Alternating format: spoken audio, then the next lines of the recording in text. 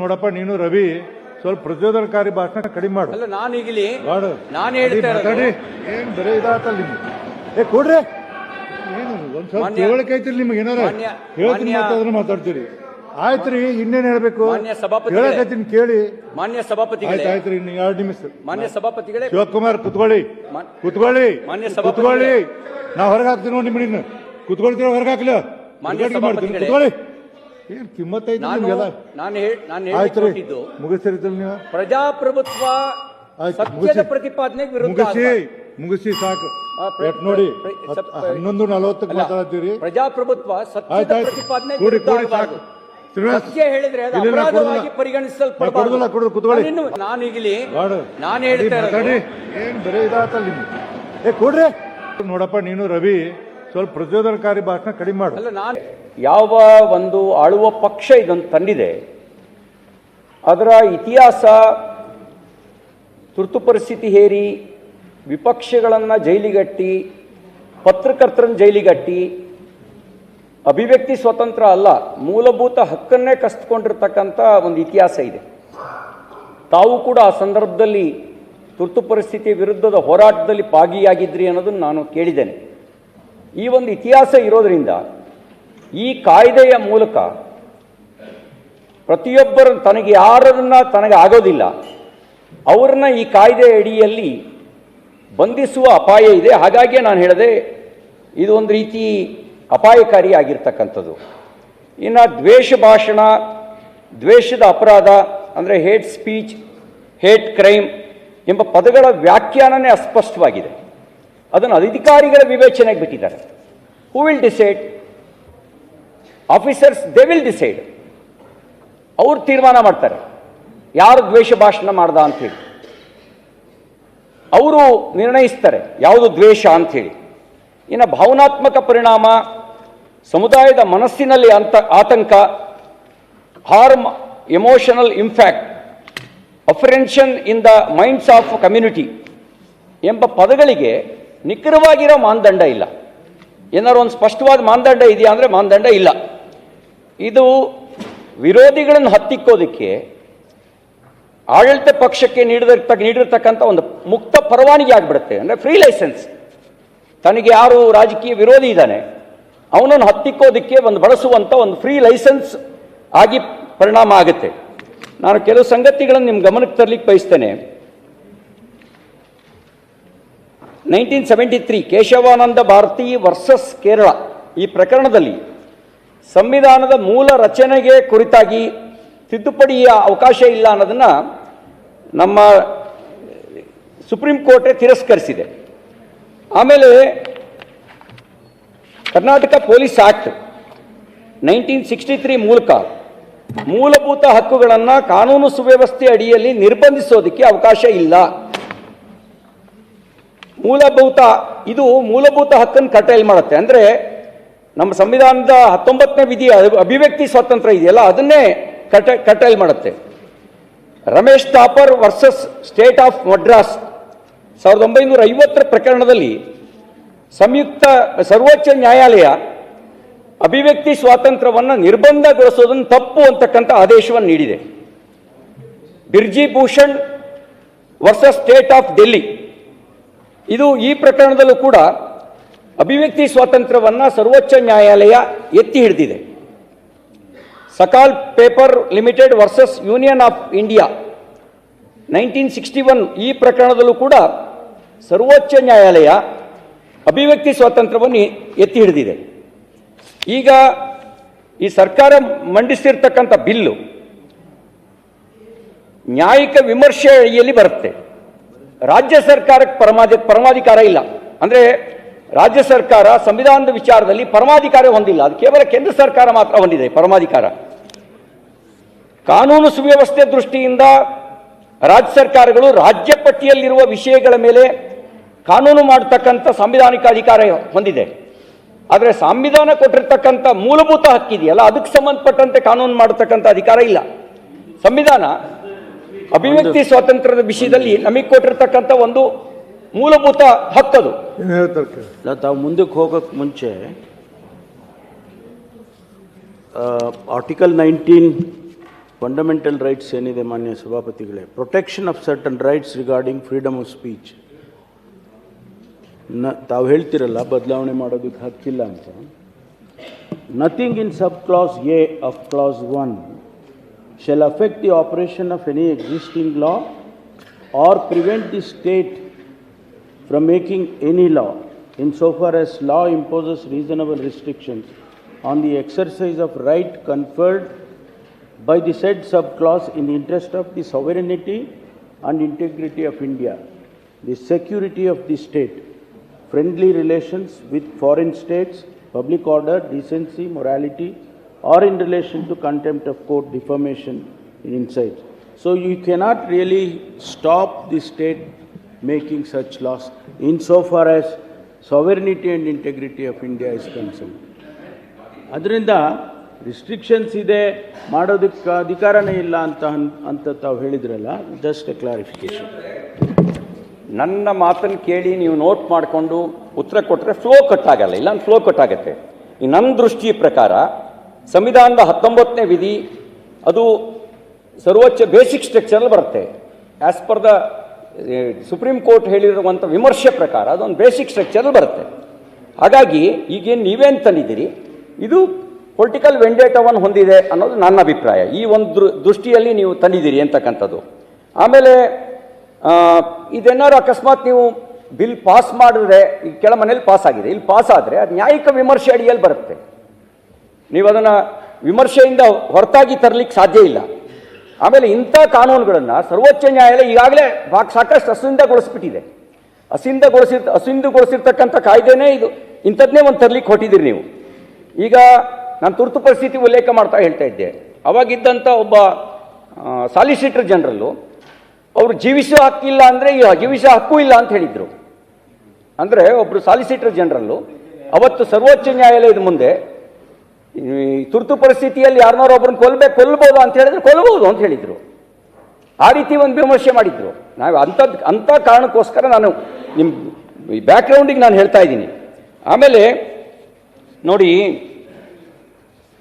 ಇದು ತನಗಾಗದೇ ಇರತಕ್ಕಂಥ ರಾಜಕೀಯ ನಾಯಕರನ್ನ, ಧಾರ್ಮಿಕ ಮುಖಂಡರನ್ನ ಉದ್ದೇಶಪೂರ್ವಕವಾಗಿ ಗುರಿಪಡಿಸುವಂಥ ಸಾಧ್ಯತೆಗಳಿದ್ದಾವೆ. ತಿಳಿಯದೇ ಮಾಡಿದ ಭಾಷಣ ಫಾರ್ವರ್ಡ್ ಮಾಡೋ ಮೆಸೇಜ್ ಕೂಡ ಅಪರಾಧ ಅಂತ ನೀವು ಹೇಳ್ತಾ ಇದ್ದೀರಿ. ಅದು ಕೂಡ ಅಪರಾಧ ಆಗ್ಬಿಡುತ್ತೆ. ಗೊತ್ತಿಲ್ಲದೆ ಫಾರ್ವರ್ಡ್ ಮಾಡ್ತಾರೆ. ಆ ಗೊತ್ತಿಲ್ಲದೆ ಫಾರ್ವರ್ಡ್ ಮಾಡೋದು ಕೂಡ ಈ ಕಾಯ್ದೆ ಪ್ರಕಾರ ಅಪರಾಧ ಆಗುತ್ತೆ. ಆನ್ಲೈನ್ ಮಾಹಿತಿಯನ್ನು ಹಂಚಿಕೊಂಡ್ರೂ ಕೂಡ ಅದು ದ್ವೇಷ ಅಂತ ಪರಿಗಣಿಸಲ್ಪಡುತ್ತೆ ಅಂತ ಹೇಳ್ತಾ ಇದ್ದೀರಿ. ಅಂಥವ್ರನ್ನ ಈ ಮಸೂದೆ ಅಡಿಯಲ್ಲಿ ಶಿಕ್ಷಿಸಬಹುದು ಅಂತ ಹೇಳ್ತಾ ಇದ್ದೀರಿ. ಸಾಮಾನ್ಯ ನಾಗರಿಕರು ಬಳಸ್ತಕ್ಕಂಥ ವಾಟ್ಸಪ್ ಬಳಸ್ತಕ್ಕಂಥ ಜನರಿಗೂ ಕೂಡ ಇದು ಅಪಾಯಕಾರಿಯಾಗುತ್ತೆ. ಅಪರಾಧದ ಉದ್ದೇಶ ಇಲ್ಲದೆ ಇದ್ರೂ ಕೂಡ ಅವನು ವಾಟ್ಸಪ್ ಬಳಸಿ ಯಾವ್ದಾದ್ರು ಒಂದು ಫಾರ್ವರ್ಡ್ ಮಾಡಿದ್ರೆ ಈ ನಿಮ್ಮ ದೃಷ್ಟಿಯಲ್ಲಿ ಇದು ಅಪರಾಧ ಆಗುತ್ತೆ. ಮತ್ತೆ ಪೊಲೀಸರಿಗೆ ಹೆಚ್ಚಿನ ಅಧಿಕಾರ ಕೊಡುತ್ತೆ. ಇದು ಪೊಲೀಸ್ ರಾಜ್ಯ ಅಲ್ಲ, ಇದು ಪ್ರಜಾಪ್ರಭುತ್ವ, ಪ್ರಜೆಗಳ ರಾಜ್ಯ. ಪ್ರಜೆಗಳ ರಾಜ್ಯವನ್ನು ಪೊಲೀಸ್ ರಾಜ್ಯವನ್ನಾಗಿ ಮಾಡಲಿಕ್ಕೆ ಹೊಟ್ಟಿದ್ದೀರಿ. ಕೇವಲ ಅಶಾಂತಿ ಉಂಟಾಗ್ಬೋದು ಅನ್ನೋ ಹಿನ್ನೆಲೆಯಲ್ಲಿ ಜಿಲ್ಲಾಧಿಕಾರಿ ಯಾರನ್ನು ಬೇಕಾದ್ರೂ ನಿರ್ಬಂಧಿಸ್ಬೋದು, ಸಾರ್ವಜನಿಕ ಕಾರ್ಯಕ್ರಮಗಳನ್ನು ನಿರ್ಬಂಧಿಸ್ಬೋದು, ಧಾರ್ಮಿಕ ಮೆರವಣಿಗೆಗಳನ್ನು 30ರಿಂದ 90 ದಿನಗಳ ಕಾಲ ನಿರ್ಬಂಧಿಸ್ಬೋದು. ಇದು ತುರ್ತು ಪರಿಸ್ಥಿತಿಯ ಸಂಕೇತ ಆಗುತ್ತೆ. ಅಂದರೆ ಪ್ರಜಾಪ್ರಭುತ್ವದ ಅಡಿಯಲ್ಲಿ ತುರ್ತು ಪರಿಸ್ಥಿತಿಯನ್ನು ಹೇರದೆ ತುರ್ತು ಪರಿಸ್ಥಿತಿಯ ವಾತಾವರಣವನ್ನು ಸೃಷ್ಟಿ ಮಾಡ್ತಕ್ಕಂಥ ಒಂದು ಉದ್ದೇಶ ಈ ಬಿಲ್ಗಿದೆ. ಸಾಕ್ಷ್ಯಾಧಾರಗಳು ಇಲ್ಲದೆ ಕಾರ್ಯಕ್ರಮಗಳನ್ನು, ಹಬ್ಬಗಳನ್ನು ತಡೆಯೋದಕ್ಕೆ ದಾರಿಯಾಗುತ್ತೆ. ಮತ್ತು ಜಾಮೀನು ರಹಿತವಾಗಿರ್ತಕ್ಕಂಥ ಕಠಿಣ ಕಾಯ್ದೆಯ ಮಾತನ್ನು ಹೇಳಿದ್ದೀರಿ. ರಾಜಕೀಯ ಟೀಕೆಗಳನ್ನು ನೋಡಿ, ನಮ್ಮಲ್ಲಿ ಭಾರತೀಯ ದರ್ಶನಗಳು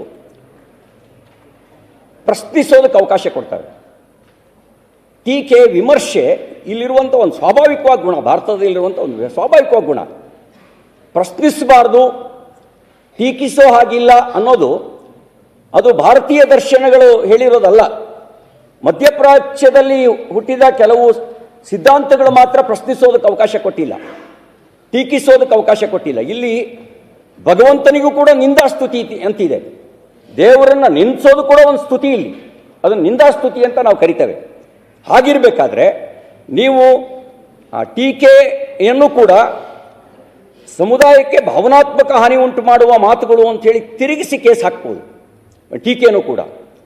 ಮತ್ತು ನೀವು ಪಟ್ಟಿ ಕೊಟ್ಟಿದ್ದೀರಿ, ಆ ಪಟ್ಟಿಯಲ್ಲಿ ಧರ್ಮ, ಜನಾಂಗ, ಜಾತಿ ಅಥವಾ ಸಮುದಾಯ, ಲಿಂಗ, ಲಿಂಗತ್ವ, ಲೈಂಗಿಕ ಮನೋಗುಣ, ಜನ್ಮಸ್ಥಳ, ವಾಸಸ್ಥಳ, ಭಾಷೆ, ನ್ಯೂನ್ಯತೆ, ಪಂಗಡ, ಅಂದರೆ ನಮ್ಮ ಭಾರತೀಯ ಮೂಲ ಚಿಂತನೆಗೆ ವಿರುದ್ಧವಾಗಿರ್ತಕ್ಕಂಥ ಒಂದು ಬಿಲ್ಲನ್ನು ನೀವು ತರಲಿಕ್ಕೆ ಹೋದ್ರಿ. ಬೆಲ್ ಮಾಡ್ತೀನಿ ನಾನು. 13-14 ಮಂದಿ ಅವ್ರು ಮಾತಾಡೋರು ಇನ್ನು.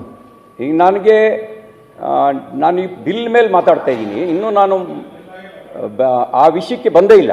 ನೋಡಿ, ಭಾರತದಲ್ಲಿ ಅಂದ್ರೆ ಏನು ಅರ್ಥ ಅಲ್ಲ ಮಾತಾಡಿದ್ದೀನಿ ಬಿಲ್ ಮೇಲೆ, ನಾನು ಬಿಲ್ಲಿಗೆ ಸಂಬಂಧಪಟ್ಟಂತೆ ಮಾತಾಡ್ತಾ ಇದ್ದೀನಿ. ಅನಿವಾರ್ಯ ಇದೆ. ಬಿಲ್ನಲ್ಲಿ ನನ್ನ ಭಾವನೆಗಳನ್ನು ನಾನು ಹೇಳಬೇಕಾಗಿರೋ ವಿಚಾರನ ಬಿಲ್ಲಿಂದ ಹೊರತಾಗಿದ್ದರೆ ನೀವು ಹೇಳ್ಬೋದು, ಬಿಟ್ಟರೆ ನಾನು ಯಾವುದನ್ನು ಬಿಲ್ಲಿಂದ ಹೊರತಾಗಿ ಮಾತಾಡ್ತಿಲ್ಲ. ಈಗ ಭಾರತೀಯ ದೃಷ್ಟಿಕೋನದಲ್ಲಿ ಧರ್ಮ ಅಂತಂದರೆ ಅದು ಮೌಲ್ಯಗಳನ್ನು ಕುರಿತಾಗಿರ್ತಕ್ಕಂಥದ್ದು. ಅದನ್ನೇ ಕುರಿತಾಗಿ ಬಸವಣ್ಣವ್ರು ಹೇಳ್ತಾರೆ, ಕಳಬೇಡ, ಕೊಲಬೇಡ, ಹುಸಿಯ ನುಡಿಯಲು ಬೇಡ, ಅನ್ಯರುಳು ಅಸಹ್ಯ ಪಡಬೇಡ, ಮುನಿಯಬೇಡ, ತನ್ನ ಬಣ್ಣಿಸಬೇಡ, ಇದಿರ ಹಳಿಯಲು ಬೇಡ, ಇದೇ ಅಂತರಂಗ ಸುದ್ದಿ, ಇದೇ ಬಹಿರಂಗ ಸುದ್ದಿ.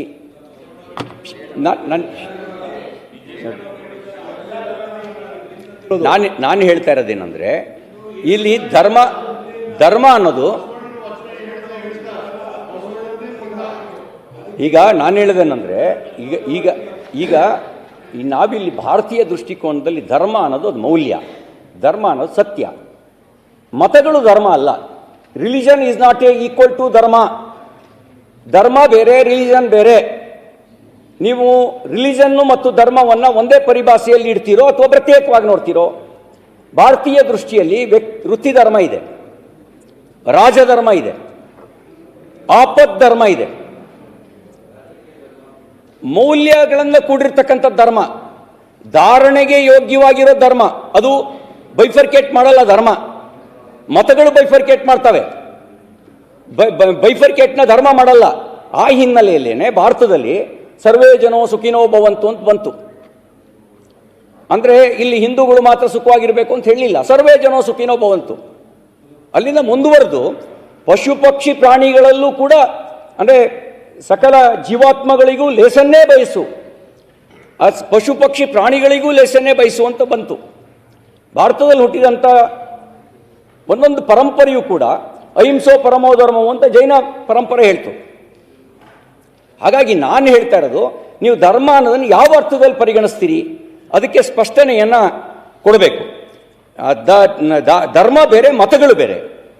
ಮತಗಳಲ್ಲಿರುವ ಹುಳುಕುಗಳನ್ನು, ಮತಗಳು ಮಾಡಿರ್ತಕ್ಕಂಥ ಸಾಮಾಜಿಕ ಹಾನಿಯನ್ನು, ಮತಗಳು ಮಾಡ್ತಾ ಇರ್ತಕ್ಕಂಥ ದ್ವೇಷವನ್ನು, ಅದನ್ನು ಪ್ರಶ್ನಿಸೋದ್ರೆ ಅದು ಅಪರಾಧ ಆಗುತ್ತಾ? ಸತ್ಯ ಹೇಳೋದು ನಿಮ್ಮ ದೃಷ್ಟಿಯಲ್ಲಿ ಅಪರಾಧವಾ? ನಾನು ಯಾವುದೋ ಒಂದು ಮತದಲ್ಲಿರ್ತಕ್ಕಂಥ ಮತೀಯ ದ್ವೇಷವನ್ನು ಉಲ್ಲೇಖ ಮಾಡ್ತೀನಿ. ಆ ಮತಗ್ರಂಥಗಳಲ್ಲಿದೆ ಆ ಮತೀಯ ದ್ವೇಷ. ಆ ಮತಗ್ರಂಥ ಜಗತ್ತನ್ನು ಎರಡಾಗಿ ವಿಂಗಡಿಸುತ್ತೆ. ಒಂದು ಬಿಲಿವರ್ಸ್ ಅಂಡ್ ಇನ್ನೊಂದು ನಾನ್ ಬಿಲಿವರ್ಸ್. ನಾನ್ ಬಿಲಿವರ್ಸ್ ಬಗ್ಗೆ ಏನಿದೆ? ನಾನ್ ಬಿಲಿವರ್ಸ್ ಅವ್ರು ವಿಗ್ರಹಾರಾಧನೆ ಮಾಡಿ, ನನ್ನ ಪರಂಪರೆ ವಿಗ್ರಹಾರಾಧನೆ ಮಾಡೋದು. ಒಂದು ಮತ ಹೇಳುತ್ತೆ ವಿಗ್ರಹಾರಾಧಕರನ್ನ ಕಂಡಲ್ಲಿ ಕೊಲ್ಲು. ನಾನು ಅದನ್ನು ಟೀಕೆ ಮಾಡ್ತೀನಿ. ನಾನು ಅದನ್ನು ಟೀಕೆ ಮಾಡಿದ್ರೆ ನಿಮ್ಮ ದೃಷ್ಟಿಯಲ್ಲಿ ಏನಾಗುತ್ತೆ? ಆ ಮತಗ್ರಂಥದಲ್ಲಿ ಇದೆ ವಿಗ್ರಹಾರಾಧಕರನ್ನ ಕಂಡಲ್ಲಿ ಕೊಲ್ಲು ಅನ್ನೋದಿದೆ. ಅದು ಇಂಥ ಪವಿತ್ರ ಸಂದರ್ಭಗಳಲ್ಲಿ ಕೊಂದರೆ ನಿನಗೆ ಪ್ರಮೋಷನ್ ಅಂತ ಹೇಳುತ್ತೆ ಆ ಮತಗ್ರಂಥಗಳಲ್ಲಿ. ಅದನ್ನು ನಾನು ಪ್ರಶ್ನಿಸ್ತೀನಿ. ಆ ಪ್ರಶ್ನಿಸಿದರೆ, ವಿಮರ್ಶೆಗೊಳಪಡಿಸಿದರೆ, ಟೀಕೆ ಮಾಡಿದ್ರೆ ಈ ಕಾಯ್ದೆ ಪ್ರಕಾರ ಅಪರಾಧ ಆಗುತ್ತೋ ಇಲ್ವೋ? ಈ ಕಾಯ್ದೆ ಏನನ್ನು ವಿಶ್ಲೇಷಣೆ ಮಾಡುತ್ತೆ? ಹಾಗಾಗಿ ನಾನು ಹೇಳ್ತಾ ಇರೋದು, ಅದನ್ನು ನಿರ್ಣಯಿಸೋರು ಯಾರು? ಈಗ ನಾನು ವಿಮರ್ಶೆ ಮಾಡೋದನ್ನು, ವಾಸ್ತವಿಕ ಸತ್ಯವನ್ನು ಹೇಳೋದನ್ನು ನಿರ್ಣಯಿಸುವಂಥ ಅಧಿಕಾರ ಯಾರಿಗಿದೆ? ನಿರ್ಣಯಿಸುವ ಅಧಿಕಾರ ಪೊಲೀಸಿಗೆ ಕೊಟ್ಟಿದ್ದೀರಿ ನೀವು. He is not A authority. ಇದನ್ನು ನಿರ್ಣಯಿಸುವ ಅಧಿಕಾರ ಅವರಿಗಿಲ್ಲ. ಈ ದ್ವೇಷ ಹೌದೋ ಅಲ್ವೋ ಅಂಥೇಳಿ. ಆಮೇಲೆ ನೀವು ಇನ್ನೊಂದೇನು ಹೇಳಿದ್ದೀವಿ, ಇದರಿಂದ ಏನಾಗ್ತದೆ? ಪತ್ರಿಕೆ, ಟಿ ವಿ ಚಾನಲ್ಲು, ಈಗ ನಾವು ಅದನ್ನು ಪತ್ರಿಕಾ ರಂಗವನ್ನು 4ನೇ ರಂಗ ಅಂತ ಕರೆದ್ವಿ. ಶಾಸಕಾಂಗ, ಕಾರ್ಯಾಂಗ, ನ್ಯಾಯಾಂಗದ ನಂತರ 4ನೇ ಅಂಗ ಪ್ರಜಾಪ್ರಭುತ್ವದ ಸ್ತಂಭ ಅಂತ ಕರೆದ್ವಿ. ಪತ್ರಿಕಾ ರಂಗ. ಈ ಪ್ರಕಾರ ಏನಾಗುತ್ತೆ ಅಂದರೆ ಅವರು ಮುಂದೆ ಹೆದರ್ಕೋಬೇಕು, ಮುಕ್ತ ವಿಮರ್ಶೆ ಮಾಡೋಂಗೇ ಇಲ್ಲ, ಟೀಕೆ ಮಾಡೋಂಗಿಲ್ಲ. ಯಾಕೆಂದ್ರೆ ನೀವು ಅದರೊಳಗಡೆ ಆ ಟೀಕೆ ಒಳಗಡೆ ಎಲ್ಲವನ್ನೂ ತಂದುಬಿಟ್ಟಿದ್ದೀರಿ. ಇದನ್ನು ಹೊರತಾಗಿ ಏನು ಟೀಕೆ ಮಾಡೋಕ್ಕಾಗತ್ತೆ? ಇಷ್ಟು ವಿಷಯಗಳನ್ನು ನೀವು ಭಾಷೆ, ಜಾತಿ, ವ್ಯಕ್ತಿ, ಪಂಗಡ ಎಲ್ಲವನ್ನೂ ಈ ಪರಿಧಿ ಒಳಗೆ ತಂದಿದ್ದೀರಿ. ಈ ಪರಿಧಿಯಿಂದ ಹೊರತಾಗಿ ಅವನು ಏನು ಟೀಕೆ ಮಾಡಬೇಕು? ಅಲ್ಲಿಗೇನಾಗ್ತದೆ ಅಂದರೆ ಒಂದು ರೀತಿ ಅಭಿವ್ಯಕ್ತಿ ಸ್ವಾತಂತ್ರ್ಯವನ್ನೇ ಕಸ್ಕೊಳ್ತಕ್ಕಂಥ ಮತ್ತು ನಿಯಂತ್ರಣ ಹೇರ್ತಕ್ಕಂಥ, ಮಾಧ್ಯಮಗಳ ಮೇಲೆ ನಿಯಂತ್ರಣ ಹೇರ್ತಕ್ಕಂಥ ಕೆಲಸ ಆಗುತ್ತೆ. ಇದು ಸಂವಿಧಾನ ವಿರೋಧಿಯಾಗುತ್ತೆ. ಮತ್ತು ನಾವೇನು ಪ್ರಜಾಪ್ರಭುತ್ವ 4ನೇ ಅಂಗ ಅಂತ ಹೇಳ್ತೀವಿ, ಸ್ತಂಭ ಅಂತ ಹೇಳ್ತೀವಿ, ಅದಕ್ಕೆ ವಿರುದ್ಧವಾಗಿರ್ತಕ್ಕಂಥ ನಿಲುವಾಗುತ್ತೆ. ಹಾಗಾಗಿ ಮಾಧ್ಯಮಗಳು ಸರ್ಕಾರದ ವಿರುದ್ಧ ಮಾತಾಡಲೇಬಾರ್ದು, ಮತ್ತು ಮಾತಾಡಿದರೆ ಅವರು ಹೆದರುವಂಥ ಸ್ಥಿತಿ ಬರುತ್ತೆ. ತುರ್ತು ಪರಿಸ್ಥಿತಿ ಸಂದರ್ಭದಲ್ಲಿ 2300ಕ್ಕೂ ಹೆಚ್ಚು ಪತ್ರಕರ್ತರು ಜೈಲಲ್ಲಿದ್ದರು. ಕೆಲವು ಪತ್ರಿಕೆಗಳು ಸಂಪಾದಕೀಯ ಬರೆಯೋದನ್ನೇ ಬಿಟ್ಟಿದ್ರು, ಬ್ಲಾಂಕಲ್ಲಿ ಇಟ್ಟು ಅವರು ತಮ್ಮ ಪ್ರತಿಭಟನೆಯನ್ನು ವ್ಯಕ್ತಪಡಿಸಿದ್ರು. ಪತ್ರಿಕೆಗಳು ಸಂಚಾರಿಗೆ ಒಳಪಡ್ತಾ ಇತ್ತವು. ತಾವೇನು ಬರಿಬೇಕು, ಯಾವುದನ್ನು ಹೆಡ್ಲೈನ್ ಕೊಡಬೇಕು ಅನ್ನೋದನ್ನು ನಿರ್ಣಯವನ್ನು ಸರ್ಕಾರಿ ಅಧಿಕಾರಿ ಮಾಡ್ತಾ ಇದ್ರು. ಅಂಥ ಪರಿಸ್ಥಿತಿಯನ್ನು ಮತ್ತೆ ನೀವೀಗ ತರಲಿಕ್ಕೆ ಹೊಟ್ಟಿದ್ದೀರಿ ಈ ಒಂದು ಕಾಯ್ದೆ ಮೂಲಕ. ಆಮೇಲೆ ಹೊಣೆಗಾರಿಕೆ ಇಲ್ಲದೆ ಇರತಕ್ಕಂಥ ಅಪಾರ ಅಧಿಕಾರವನ್ನು ಅವ್ರಿಗೆ ಕೊಟ್ಟಿದ್ದೀರಿ. ಅಂದರೆ ನೀವು ಅವರಿಗೆ ಸದುದ್ದೇಶದಿಂದ, ಅಂದರೆ ಗುಡ್ ಫೇತ್ ಆನ್ ಗೌರ್ಮೆಂಟ್ ಕೆಲಸ ಮಾಡುವ ಸರ್ಕಾರಿ ಅಧಿಕಾರಿಗಳಿಗೆ ಈ ಮಸೂದೆ ರಕ್ಷಣೆ ನೀಡುತ್ತೆ. ಸರ್ಕಾರಿ ಅಧಿಕಾರಿಗಳು ತಪ್ಪು ಬಂಧನ ಮಾಡಿದ್ರು ಕೂಡ, ರಾಜಕೀಯ ಪ್ರೇರಿತವಾಗಿ ಅವನು ದೌರ್ಜನ್ಯ ನಡೆಸಿದ್ರು ಕೂಡ, ನನ್ನದೇ ಕೈ ಅನುಭವ ಇದೆ, ರಾಜಕೀಯ ಪ್ರೇರಿತವಾಗಿ ಆ ಪೀಠ ತೀರ್ಪು ಕೊಟ್ಟ ಮೇಲೂ ಕೂಡ ನನ್ನ ಬಂಧನ ನಡೀತು. ಆ ಬಂಧನ ನನ್ನ ಮೇಲೆ ನಡೀತು ಅಂತಾದರೆ ಈ ಕಾಯ್ದೆಯ ಮೂಲಕ ಇನ್ನೆಷ್ಟು ಬಂಧನಗಳಾಗ್ಬೋದು? ಅವರಿಗೆ ನೀವು ಸದುದ್ದೇಶದ ರಕ್ಷಣೆ ಕೊಡ್ತೀರಿ. ಅಂದರೆ ಅವನು ದುರುದ್ದೇಶಪೂರ್ವಕವಾಗಿ ಬಂಧನ ಮಾಡಿದ್ರು ಕೂಡ ಅವನಿಗೊಂದು ಸದುದ್ದೇಶದ ರಕ್ಷಣೆ. ನೀವು ಪ್ರಶ್ನೆ ಮಾಡೋಂಗಿಲ್ಲ, ಅಂದರೆ ಅವನ ತಪ್ಪು ನಿರ್ಣಯವನ್ನು ಪ್ರಶ್ನಿಸೋಂಗಿಲ್ಲ ಅಂತಕ್ಕಂಥದ್ದು ಯಾವ ಪ್ರಜಾಪ್ರಭುತ್ವದ ಲಕ್ಷಣ ಆಗುತ್ತೆ ಇದು? ನೀವು ಯಾವುದೇ ರೀತಿ ಕ್ರಮ ಜರುಗಿಸೋಂಗಿಲ್ಲ. ಅವರಿಗೊಂದು ನೀವು ಅಸಂವಿಧಾನಿಕವಾಗಿರ್ತಕ್ಕಂಥ ಒಂದು ರಕ್ಷಾ ಕವಚವನ್ನು ಕೊಡ್ತಾ ಇದ್ದೀರಿ. ನೀವೇನೋ ಅವನ ಮೇಲೆ ಏನು ಮಾಡೋಂಗೇ ಇಲ್ಲ. ಅವನು ತಪ್ಪು ನಿರ್ಣಯ ತಗೊಂಡ್ರುವೆ ಮತ್ತಿದು ಅಪಾಯಕಾರಿಯಾಗುತ್ತೆ. ಇವತ್ತು ನೀವು ಮಾಡ್ತೀರಿ, ನೀವು ಒಳ್ಳೆಯವರೇ ಇರ್ಬೋದು, ನಾಳೆ ನಿಮ್ಮ ಜಾಗದಲ್ಲಿ ಬಂದು ದ್ವೇಷವನ್ನೇ ಉಸಿರಾಡ್ತಕ್ಕಂಥವ್ರು ಬಂದು ಕೂತ್ಕೊಂಡ್ರೆ ತನ್ನ ವಿರೋಧಿಗಳನ್ನೆಲ್ಲ ಇದೇ ನೆಪದಲ್ಲಿ ಜೈಲಿಗೆ ಹಾಕ್ಬೋದು. ಯಾಕೆ ಅಂದರೆ ಅದು ಸುಳ್ಳೋ ಸತ್ಯನೋ ಅಂತ ತೀರ್ಮಾನ ಮಾಡುವಂಥ ಸಂದರ್ಭದೊತ್ತಿಗೆ ಅವನ ಅಮೂಲ್ಯವಾಗಿರ್ತಕ್ಕಂಥ ಕಾಲ ಮುಗಿದೋಗಿರುತ್ತೆ. ಹಾಗಾಗಿ ಇದು ನೀವು ವಿಡ್ರಾ ಮಾಡಬೇಕು. ಆಮೇಲೆ ಇದು ಸಂವಿಧಾನ ವಿರೋಧಿ. ನಾನು ಮುಂಚೆನೇ ಹೇಳಿದ ರೀತಿಯಲ್ಲಿ ನಾನು ಯಾಕೆ ಅಂತ ಹೇಳಿದೆ, ಸಂವಿಧಾನದ 19(1)(a) ಅಭಿವ್ಯಕ್ತಿ ಸ್ವಾತಂತ್ರ್ಯ ಮತ್ತು 1(b) ಶಾಂತಿಯುತವಾಗಿ ಸೇರುವ ಹಕ್ಕುಗಳನ್ನು ಉಲ್ಲಂಘಿಸುತ್ತೆ. ನೀವು ಮುಂಚೆನೇ ಇದನ್ನು ನಿರ್ಬಂಧಿಸುವಂಥ ಕೆಲಸವನ್ನು ಮಾಡ್ಬೋದು. ಆಮೇಲೆ ಇದು ಪ್ರಜಾಪ್ರಭುತ್ವದ ಮುಕ್ತ ಚರ್ಚೆಯ ಮೇಲೇ ಒಂದು ದಾಳಿಯನ್ನು ಮಾಡುತ್ತೆ. ಹಾಗಾಗಿಯೇ ನಾನು ನೀವೇನು ಮಾಡಿದ್ದೀರಿ ಇದನ್ನು ವಿಡ್ರಾ ಮಾಡಬೇಕು. ಬಹುಶಃ ಅಂಬೇಡ್ಕರ್ ಇದ್ದಿದ್ರೆ ಅಂಬೇಡ್ಕರ್ ಅವ್ರ ಮೇಲೂ ಕೂಡ ಕೇಸ್ ದಾಖಲಾಗ್ತಿತ್ತು. ಯಾಕೆಂದರೆ ಮುಕ್ತ ವಿಮರ್ಶೆಯನ್ನು ಅವರು ಸಾಕಷ್ಟು ಮಾಡಿದ್ದಾರೆ. ಮತಗಳ ಬಗ್ಗೆ ಮಾಡಿದ್ದಾರೆ, ಸಂಪ್ರದಾಯಗಳ ಬಗ್ಗೆ ಮಾಡಿದ್ದಾರೆ, ಸಮುದಾಯಗಳ ಬಗ್ಗೆ ಮಾಡಿದ್ದಾರೆ, ಆ ಮತಗಳ ಮಾನಸಿಕತೆಯ ಬಗ್ಗೆ ಮಾಡಿದ್ದಾರೆ, ಪುರುಷ ಮತ್ತು ಮಹಿಳೆಯರನ್ನ ನೋಡುವ